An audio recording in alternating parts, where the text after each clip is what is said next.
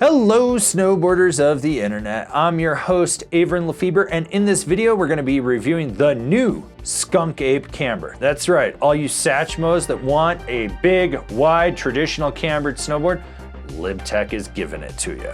This board features traditional camber, so from contact point to contact point you have that arc of traditional camber. That's going to give you all the load, pop, snap, and drive out of this board.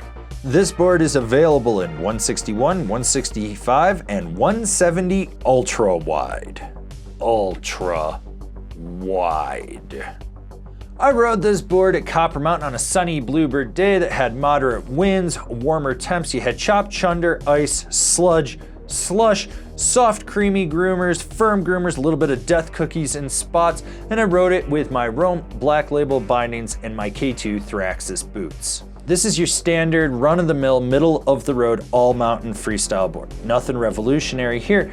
You have more flex in the tips than you do in the center of the board. There is a key defined flex point outside the inserts. It almost feels like this board was designed to be a cam rocker board, and it flexes like that, like the camber should be hitting the rocker. Just, you're able to get your weight and it automatically bends. With the center being stiffer, you still have a nice torsional flex to it. It's not overly abundant so that you over twist it, but it's also not so rigid that you're struggling with it. On the stability side of things, you have the construction, the width, and the camber profile all working in conjunction to give you a smooth, damp ride. Yeah, you're gonna get some chatter out in the tips, and that's gonna be cut down by half before it hits the insert packs. When you get into rutted out terrain, this board just crushes it. It pushes through everything and keeps on going. Like I said, it's a damp, stable ride, but it still retains some of its liveliness. With this board having traditional camber, it's going to pop just fine. Now, I am clearly not the right sized rider for this. I mean, I'm a size 10 boot, which is about the minimum you actually want on this. It really wants a bigger boot, and you want someone that's a little bit heavier. With that said, it's still loaded just fine for me. You push into that camber, roll back on the tail, and it snaps. It's gonna be able to pop off a side hit, launch off a roller.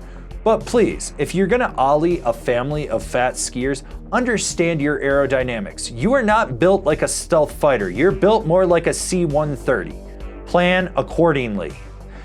With jumps, small to large, everything in between, it pops off the lip just fine. It's got more than enough girth and flex to it and stability to land something bigger.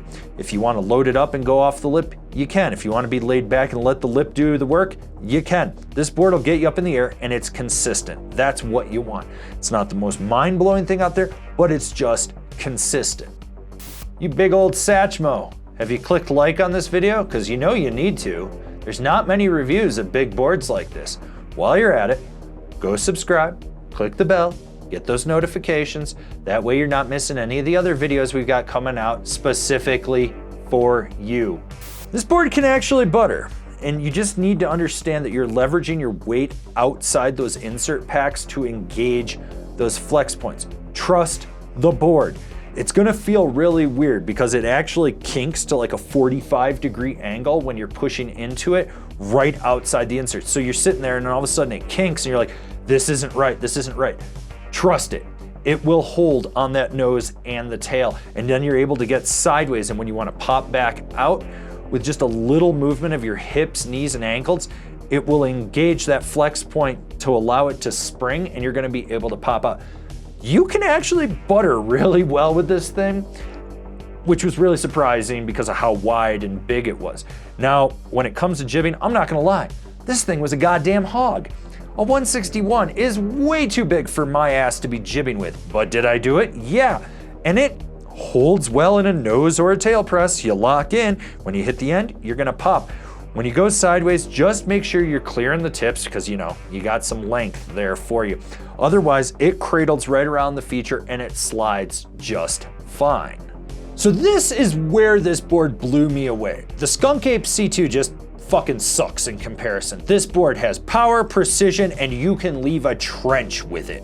When you lay it over, you get that power from the center of the board back through the tail to snap you out of that carve, but it's not so overpowering that you're locked in or that it's just boosting you right out. Short, tight, quick carves, medium, mellow carves, it handles them all with ease. When you're on edge, you can lay a trench with this thing and not worry about it. The side cut's dialed, that magnet traction grips on firmer snow, and it cuts through sludge and slush and crud with ease. Like I said, this blew me away with how versatile it was, and having ridden the Skunk Ape with C2, like, I don't even know why anyone would buy it. That thing sucks compared to this thing. Rider in mind. So who's this board for? The big-footed Sasquatch that wants a solid do-everything all-mountain freestyle board with camber. Seriously, you Satchmos need to be checking this thing out. You know who you are. I know one of you is gonna leave a comment down below. Like what we're doing over here? Want to support us further? Swing on over to Angry Snowboarder VIP and become a member. Sure, I could tell you more here, but I got a video over there that explains it so much better. Seriously, fuck the old Skunk Ape with the C2 camber profile. That thing sucks. Adding camber to this board makes so much sense. You get so much power, so much drive. It's so much more consistent. This board lays a trench. It pops well. The one thing that I will say is if you are a size 10 boot, you're on the cusp of riding this thing for its width. Now, I'm assuming if you're a size 10, but you're a really heavy guy and you want something like this, yeah, that's gonna work. But if you were just going with a smaller boot, it's not. It's just not how it is. And one thing that I really want to stress is the flex points outside the insert packs. It literally feels like this was designed to flex for a cam rocker profile versus a full camber.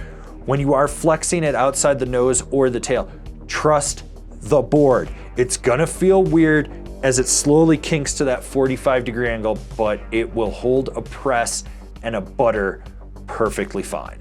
Comparable boards, the Nidecker Escape, the Nitro Magnum, the Yes Standard.